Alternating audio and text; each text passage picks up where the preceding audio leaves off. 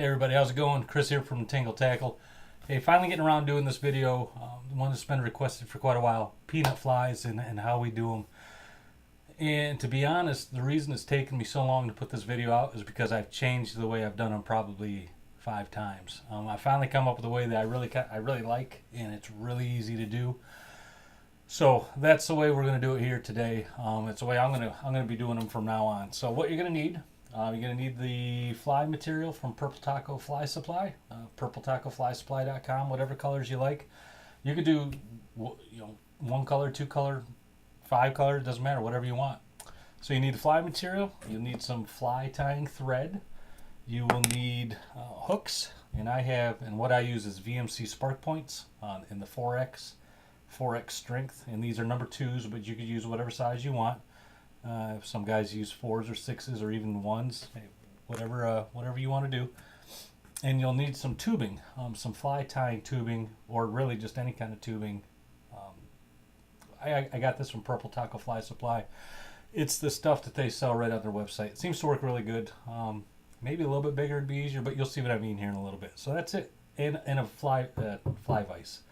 And I got a really cheap one here. It's probably the cheapest one in the face of the earth. Around the face of the earth. I think it was like $20 down at my local fly shop. You don't need a vise. It makes it a little bit easier though. So that's it. That's what you need. Let's get into how we do this. Okay, so let's get this going here. Like I said, to start off, fly tying vise comes in really handy. If you don't have it, no big deal. Hey, real quick, if you like this video or if you liked any of the other videos, if you could just hit the like button. We really appreciate it. And if you haven't subscribed, my hands are all glowy because I got extra light in here. If you haven't subscribed yet, hey, subscribe for us. That way you get to see all the stuff that we're putting out whenever we put it out. We really appreciate that also. Yeah, before I started doing these videos, I used to watch YouTube and think, man, that looks kind of easy, but I got to be honest with you. These things actually take some work. So anyway, let's get this going. All right, so to start, hope you guys can see this okay. You don't need much fly material. And I'm going to use green in the cracked ice, and I'm going to use some purple flat, and I'm just using those two because they're contrasting and pretty easy to tell. But use as many colors as you want, or just use one color, whatever you want to do. You don't need much, maybe 3/4 of an inch to a 1/2 an inch of each material. So that's about, that's even about a 1/2 an inch. Gonna get a little more than that. So about 3/4, maybe an inch there in the green, and 1/2 an inch, 3/4 of an inch in the purple. Okay, there's our start. Boy, that light is bright.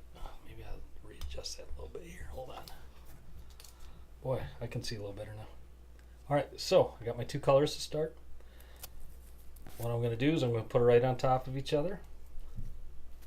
I'm just going to lay them right there flat on top of each other, back to back. And then I'm just going to fold them over.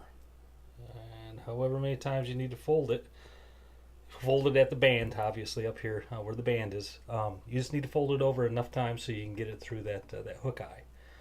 And I think probably about 2 times should do it for this one. That's pretty close. Maybe another one. And it's really easy to do with that banded material. Yeah, real easy to do. So give it a try. And all you're going to do is you're going to put it up through the hook eye or down through it, whatever you prefer. And go about halfway through. Okay, and that's your start point right there. Okay, so now I got the material into the hook eye. Now I'm just going to fold it up over. Well, actually you don't need to. It'll do it on its own because you're going to take that piece of tubing now. And I've cut that piece of tubing along itself so I can open it up like a book. Opens up like a book. And that's going to help me put it up onto that shank. You don't have to cut it. You might be able to wiggle it up on there. It might even work better if you had a little bit of bigger tubing. I'm sure that'd be even better. And you'll see why here in a sec. But I'm going to take that tubing now and I'm going to work it up onto my fly material. And it's going to fold that fly material over. And it's going to work all the way up onto that hook. And it's going to hold that up there nice and tight for me. I'm going to work that up until, well, some of it popped out just a little bit, and that's fine. But I'm going to work it up until I have just a little bit of that hook shank exposed. I can see the eye, and I can see just a couple millimeters of that hook shank. And that's really all you need, because the more you wrap this thing up the shank, towards the trebles, the tighter that fly becomes. Where if you just wrap it down here by the eye itself, it allows that material to blossom out a bit. So now I'm going to take my fly tying thread and my bobbin, and I'm going to start right here down at the hook shank, and I just need to get it around there a couple times to get that started. Just a couple semi-tight wraps, and I am in no way a master fly tyer when it comes to this. I'm not.